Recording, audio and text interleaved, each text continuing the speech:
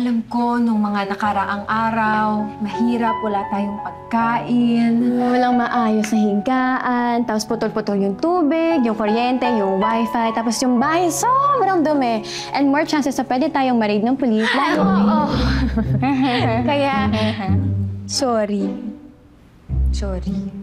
Hindi niyo naman ako masisisi na nabigla lang talaga ako. Sanay kasi akong mag-isa eh.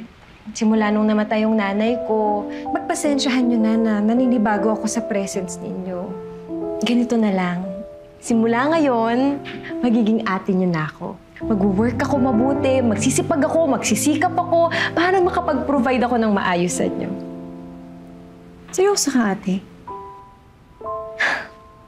Bakit naman hindi? Ate niyo ako. Mga kapatid ko kayo. Yes, may ate na ako! Abe, hindi ako makahinga, be. Ay, sorry. Na-excite lang.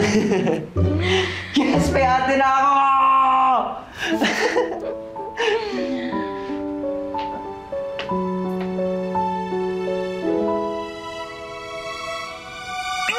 Ang pangit ng angle, mga be. Ulitin natin. Oh, ayos! You're recording this?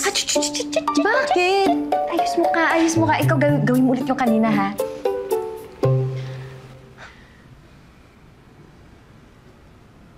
Alam ko, mahirap nitong mga nakaraang araw.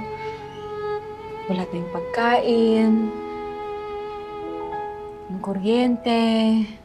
And they live happily ever after.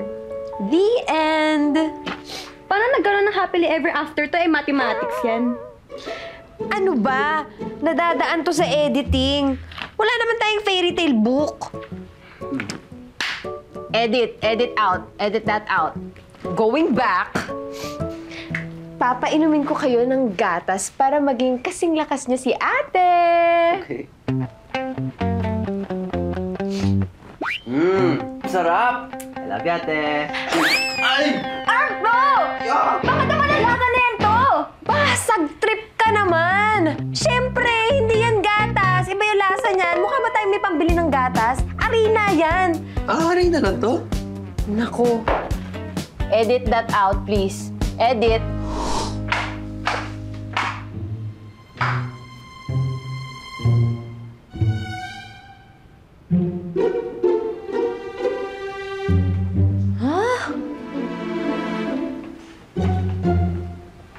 Bakit ang linis? Uy, ate, gising ka na pala eh. Tara, kain tayo. May- Upo ka dyan. May pagkain? Huh? Tsaka may grocery? Saan ko ng pera? Lumabas kasi ako. Tapos, nagkara-cruise. Panalo. Illegal yun ah.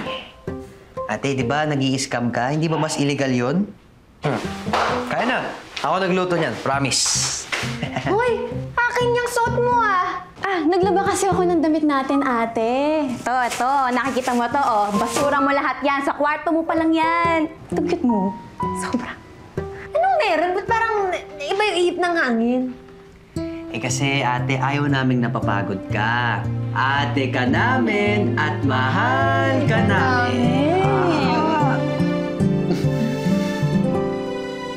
Oh. Ate, alam na namin yung racket mo. 1 million pesos for family vlogging contest. G kami doon. In one condition. Okay. Ano naman yun? Libre mo kami ng sangyup pag nanalo ka. Eh ate kasi napag-usap-usap namin ni Tasha na baka ito lang yung way para makatulong kami sa inyo. Diba?